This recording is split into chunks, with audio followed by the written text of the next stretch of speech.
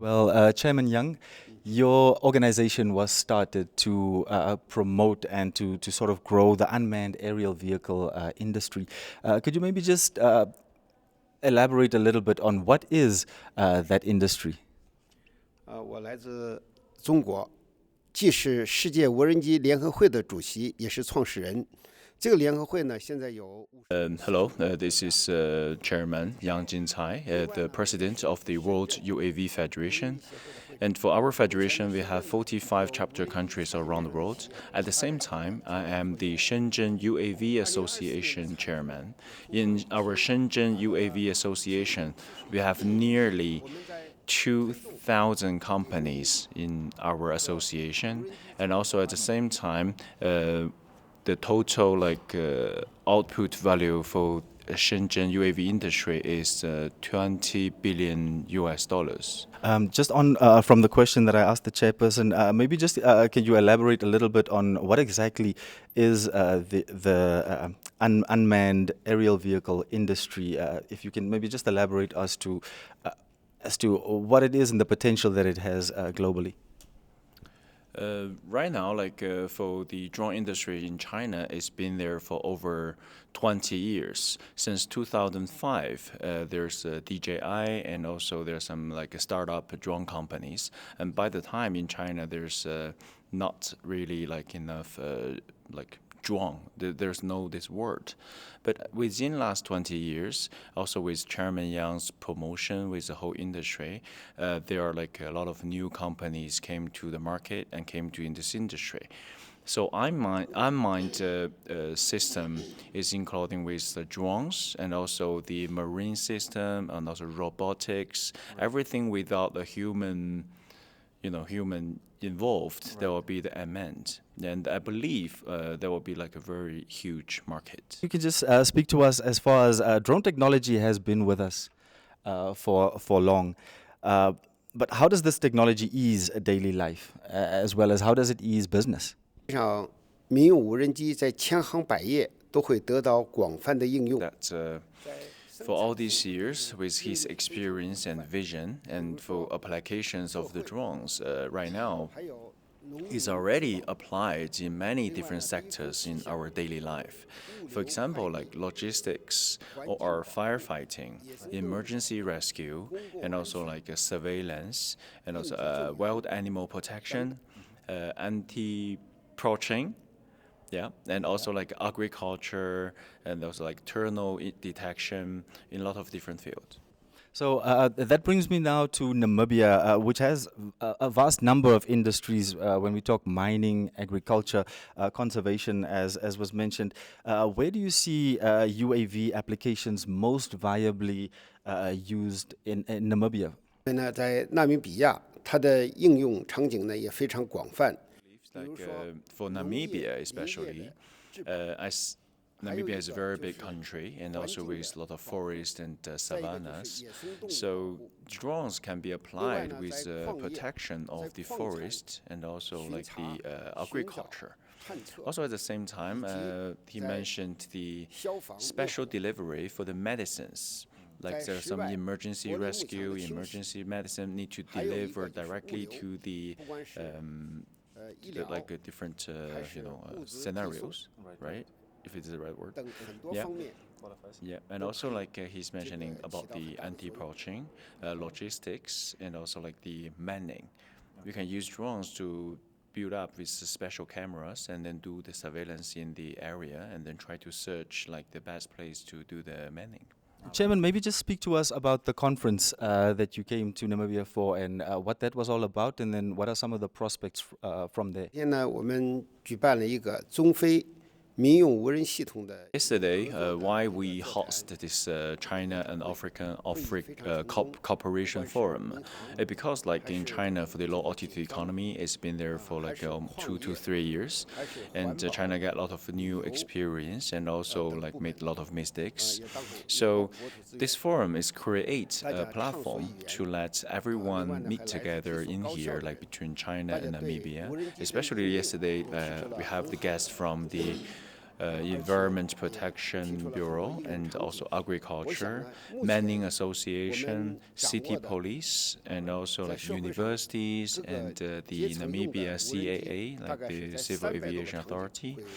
We have all the professionals here, and why we gather here because like we want to exchange our ideas and opinions about the low altitude economy, and we also believe, drones can be applied in like over 300 different sectors. And I believe like Namibia and China, we can build up a great future together. That then brings the question as to how does one regulate this industry? It has such vast functions, but then obviously, what are some of the biggest barriers that you foresee as far as regulating that sector, whether it be technical, whether it be financial, whether it be regulation? Maybe just speak to us on that. 从我个人感觉呢，就是 It's like the biggest barrier should be the regulation. So for the drone industry, it's very easy. The only thing you need to guarantee is like you need to let it fly. If a drone stays there forever and not flying, doing any solution or operations, then it's pointless. So with the right regulation, with the right management skills, we can make sure all these drones are flying and doing the operation is providing the good things for the human beings, and really following the following the rules, not making mistakes, not hurting people or harm people. Right. So this is something very important. So he believes like maybe like a well-designed UAM system should be like the key of this industry. And also the right regulation. Yeah. From what you were saying now, are there maybe some examples that you can share of areas that would need regulation? You did mention staying en route and such, but what are some of the considerations for regulation? 我的深圳呢，在低空经济，在无人机、民用无人机。For example, like in Shenzhen.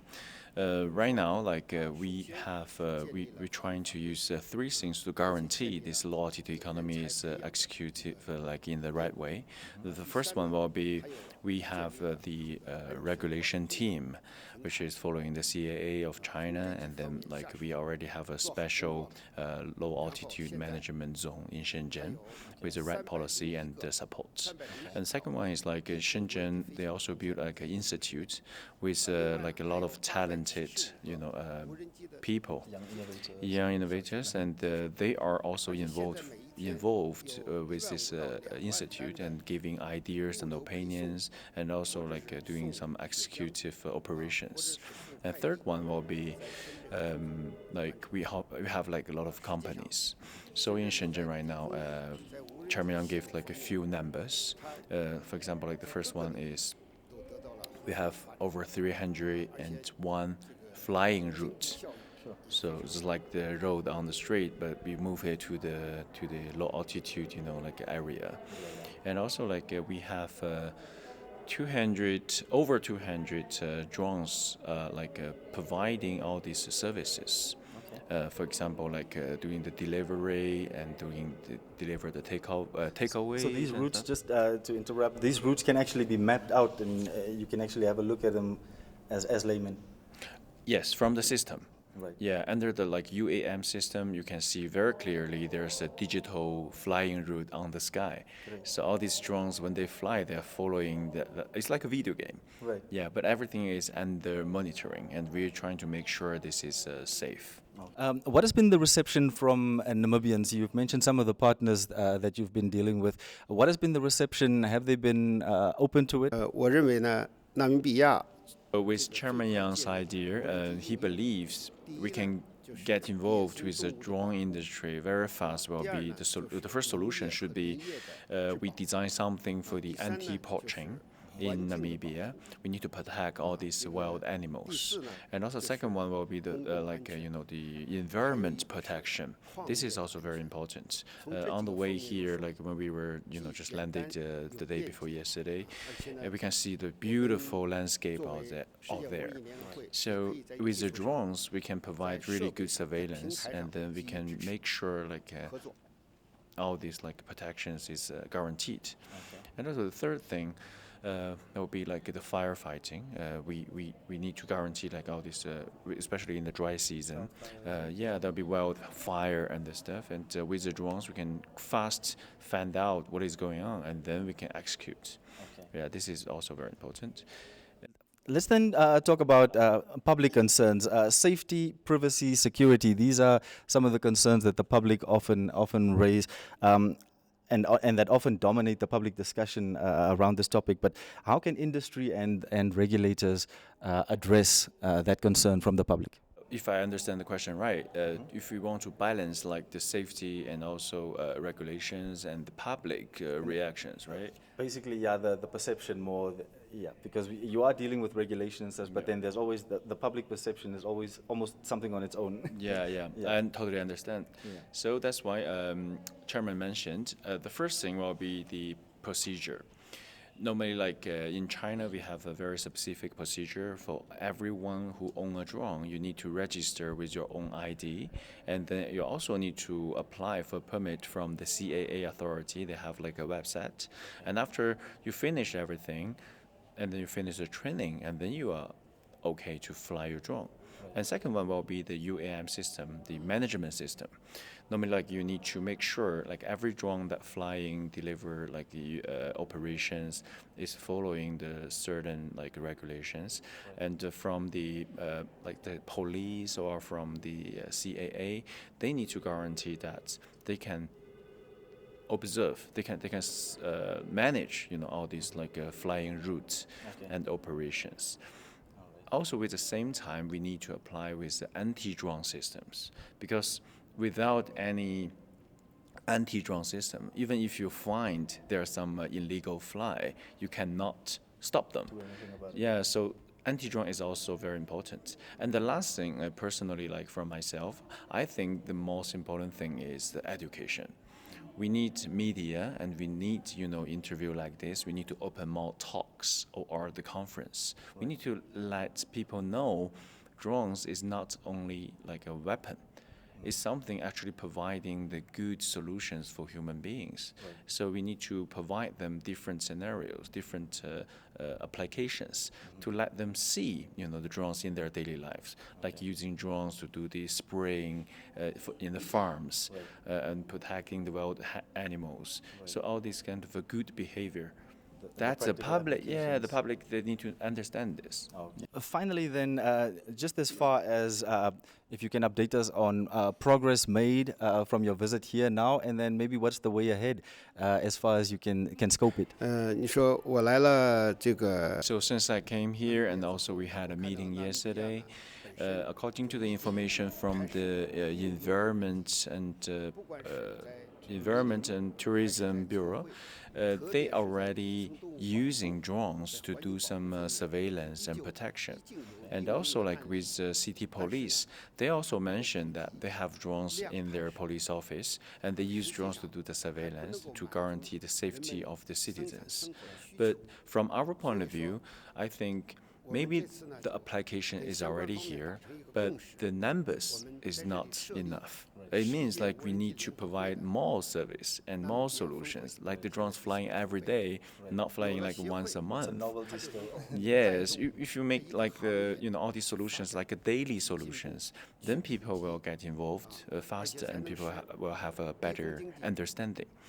In the last, what we trying to do is we also talk to the local potential partners. We want to found a new chapter of the World UAV Federation, will be like the Namibian chapter. And with this chapter, we can directly make our contributions and support to the local chapter, and then use this local chapter to provide more like solutions or help for the government, for the citizens, for this country. Like for example, we can do like training. We have a lot of training program in China. We can just export this training program for free. We can just directly support our local chapters, and then they can provide the training services. Yeah, this is an example. But I believe, China and Africa, we can work together and for a great future.